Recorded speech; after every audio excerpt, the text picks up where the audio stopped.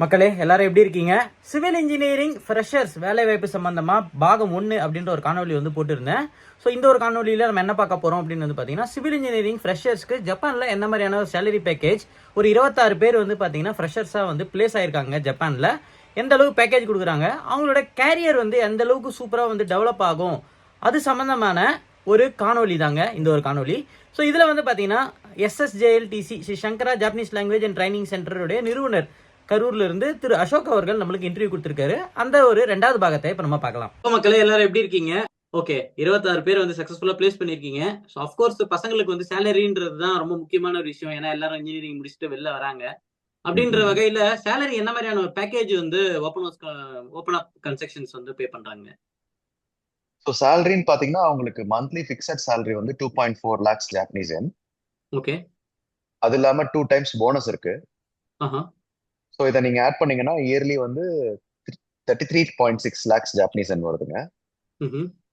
இது இல்லாம ரெண்ட், அவங்களோட ஹவுஸ் ரெண்டோட 50% வந்து ஓப்பன் அப் கன்ஸ்ட்ரக்ஷன் பே பண்ணிடுறாங்க. ஓகே. ஸோ அந்த ஹவுஸ் ரெண்ட்டுங்கிறது அட்லீஸ்ட் ஒரு ஆவரேஜா நீங்க பாத்தீங்கன்னா ஒரு 30,000 வரைக்கும் நீங்க அதை கன்சிடர் பண்ணலாம். ம்ஹும். ஸோ அது வந்து ஒரு 30,000 into 12 போட்டீங்கன்னா 3.6 lakhs வருது. ஓகே. இதுக்கு மேல வந்து டிராவல் அலவன்ஸ் இருக்கு.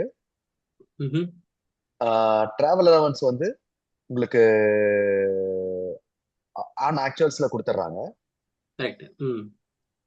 ஸோ இதெல்லாம் நம்ம ஆட் பண்ணும்போது பாத்தீங்கன்னா அவங்களுக்கு நியர்லி 38 lakhs ஜாப்பனீஸ் yen வருதுங்க. ஓகே. இது வந்து நார்மலா அவங்க ஒர்க் பண்ணா, இது இல்லாம அவங்களுக்கு ஓவர் டைம் ஒர்க் பண்ணாங்கன்னா உங்களுக்கு நல்லா தெரியும் ஜப்பான்ல வந்து ஓவர் டைம் ஒர்க் பண்ணும்போது ஓவர் டைம் பேமெண்ட் இருக்கு. ஓவர் டைம் வந்து அவங்களோட பர் ஹவர்லி பேசிஸ்ல பர் மினிட் பேசிஸ்ல பே பண்றாங்க. அடுத்த கேள்வி என்னன்னா, அவங்களுடைய கேரியர் வந்து இப்போ கோர் ஃபீல்ட்ல வராங்க. அவங்களோட கேரியர் வந்து எந்த அளவுக்கு எலிவேட் ஆகும்? அவங்களோட ப்ராக்ரஸ் வந்து என்ன மாரி இருக்கும்? எப்படி கத்துட்டு நல்ல ஒரு பெஸ்ட் இன்ஜினியரா வந்து வர்றதுக்கான வழிகள் வந்து எப்படி இருக்குங்க? ஓப்பன் அப் கன்ஸ்ட்ரக்ஷன்ங்கிறவங்க வந்து இந்த கன்ஸ்ட்ரக்ஷன் இண்டஸ்ட்ரியில ஒரு major player. In fact number 1 construction staffing company in Japan சொல்லலாம். கிட்டத்தட்ட இப்ப 7,000 பேர் ஒர்க் பண்ணிட்டு இருக்காங்க ஓப்பன் அப் கன்ஸ்ட்ரக்ஷன் குரூப்ல மட்டும். ஓப்பன் அப் குரூப்ல வந்து மோர் தேன் 22,000 பீப்புள் ஒர்க் பண்ணிட்டு இருக்காங்க.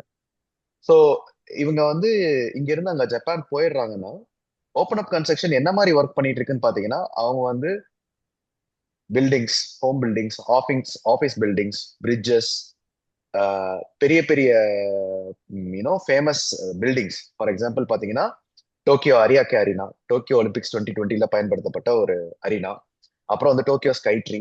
அப்புறம் வந்து டோக்கியோ டு நகோயா போற ஷின்கான்சனோட இப்ப ஷின்கான்சன் இருக்கு. நெக்ஸ்ட் வந்து மேக்லேவ் லீனியர் மோட்டர்னு சொல்றாங்க. அந்த லீனியர் மோட்டரோட லைன்லாம் இவங்க கன்ஸ்ட்ரக்ட் பண்ணிட்டு இருக்காங்க.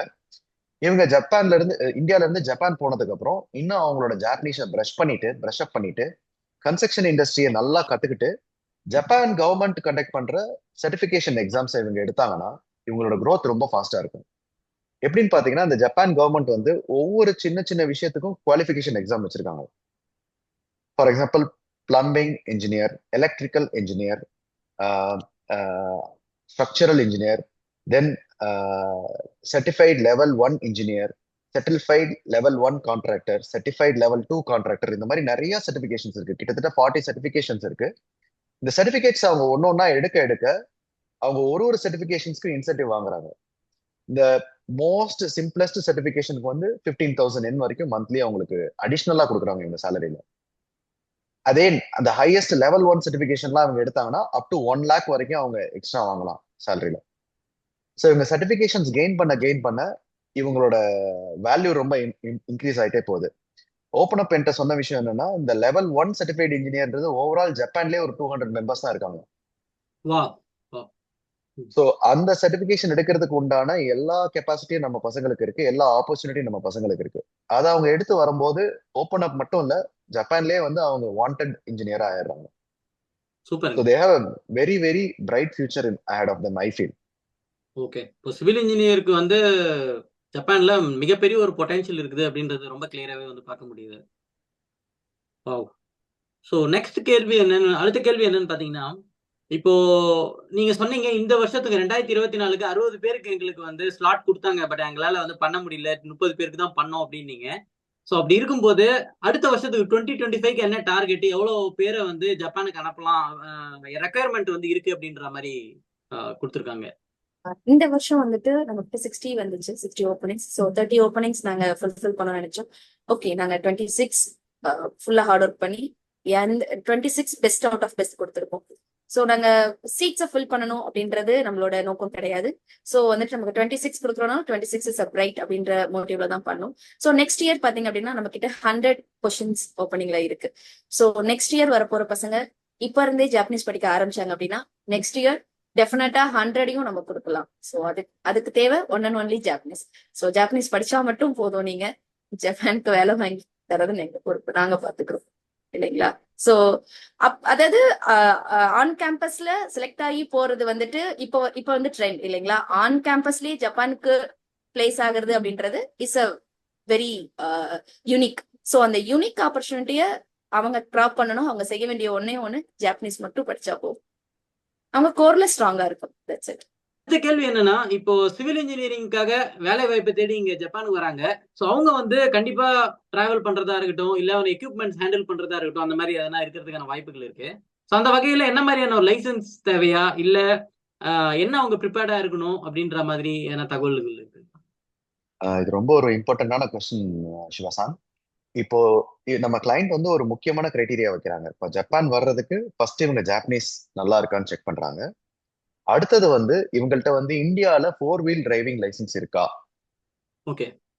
அதே மாதிரி இப்போ ஃபார் எக்ஸாம்பிள் இவங்க ஏர்லியஸ்ட் இவங்க எப்போ போலாம்னா அடுத்த வருஷம் செப்டம்பர், ஏன்னா இவங்க எல்லாமே ஃப்ரெஷர்ஸ். அடுத்த வருஷம் செப்டம்பர் வந்து இவங்க ஜப்பான் போய் ஒர்க் பண்ண ஆரம்பிக்கலாம். இவங்க இந்தியால அதுக்கு 3 மாசத்துக்கு முன்னாடி டிரைவிங் லைசன்ஸ் எடுத்திருக்கணும். ஸோ செப்டம்பர்னா August, July, June, by May எண்ட்ல வந்து அவங்க கண்டிப்பா லைசன்ஸ் எடுத்திருக்கணும். இது என்ன ரீசன் பாத்தீங்கன்னா, கைமென் கிர்காயேன்னு இருக்கு, உங்களுக்கு நல்லா தெரியும். அவங்க இந்தியால லைசன்ஸ் எடுத்து 3 மாசம் ஆனதுக்கு அப்புறம் தான் அவங்க வந்து அந்த லைசன்ஸை வந்து ஜப்பான் லைசன்ஸா கன்வெர்ட் பண்ண முடியும். ஸோ இதை வந்து ஒரு பேசிக் எலிஜிபிலிட்டியாவே வைக்கிறாங்க. ஓகே. அடுத்தது இன்னொன்னு ஒரு முக்கியமான விஷயம் என்ன சொல்றாங்கன்னா, அவங்க வந்து இந்த ஜப்பான் கன்ஸ்ட்ரக்ஷன் இண்டஸ்ட்ரிங்கிறது ரொம்ப ட்ரெடிஷ்னலான ஒரு இண்டஸ்ட்ரி. அதுல வந்து உடம்புல டாட்டூஸ் இருந்தாங்கன்னா அவங்க அந்த மாதிரி ஸ்டூடெண்ட்ஸ் அவங்க அக்செப்ட் பண்றது இல்லை. அப்புறம் வந்து அங்க போனதுக்கு அப்புறம் மீசையும் தாடியும் வச்சுக்க கூடாது. இதெல்லாம் வந்து அவங்க கிரைட்டீரியாவே வைக்கிறாங்க. ஸோ இது எல்லாத்துக்கும் வந்து நாங்க இந்த பசங்கள்கிட்ட இன்டர்வியூக்கு முன்னாடியே கேட்டுட்டோம், யாரெல்லாம் இந்த எல்லாருமே ஜப்பான் போகணும், சில பேர் இதுல எல்லாம் ரொம்ப ஸ்ட்ராங்கா இருப்பாங்க, இதுக்கெல்லாம் நீங்க ஓகேவான்னு கேட்டதுக்கு அப்புறம் தான் நம்ம கொடுத்தோம் அந்த ஆப்பர்ச்சுனிட்டி. இதுல ஒரு ரொம்ப சுவாரஸ்யமான விஷயம் என்னன்னா, சில பசங்க வந்து இன்டர்வியூக்கு முன்னாடியே வந்து மீசா தாடி எல்லாம் ஃபுல்லா ஷேவ் பண்ணிட்டு வந்துட்டாங்க. ரொம்ப சூப்பரா இருந்துச்சுங்க இந்த ஒரு இன்டர்வியூ. கிட்டத்தட்ட ஒரு 26 பேரை வந்து பிளேஸ் பண்ணிருக்கீங்க அப்படின்னும் போது எனக்கு ரொம்ப சந்தோஷம். பர்சனலா ஒரு 26 பேருக்கு வந்து அவங்களுடைய கேரியர் முடிச்ச உடனே ஒரு நல்ல ஒரு சேலரி பேக்கேஜ்ல, அதுவும் ஜப்பான் மாதிரியான ஒரு கண்ட்ரில வந்து இன்னும் நிறைய விஷயங்களை கத்துக்கிட்டு அவங்க வந்து எலிவேட் ஆக முடியும் அவங்க கேரியர்லன்னும் போது இது வந்து ஒரு ஒண்டர்ஃபுல் ஆப்பர்ச்சுனிட்டியா தான் நான் வந்து பாக்குறேன். உங்களுடைய இந்த சேவை அப்படின்றது மென்மேலும் வந்து தொடரணும் அப்படின்றது ஜப்பான் தமிழ் ப்ரோ சார்பாக வாழ்த்துக்கள். ரொம்ப நன்றிங்க உங்களை மீட் பண்ணதுக்கு. ரொம்ப நன்றிங்க தமிழ் ப்ரோ.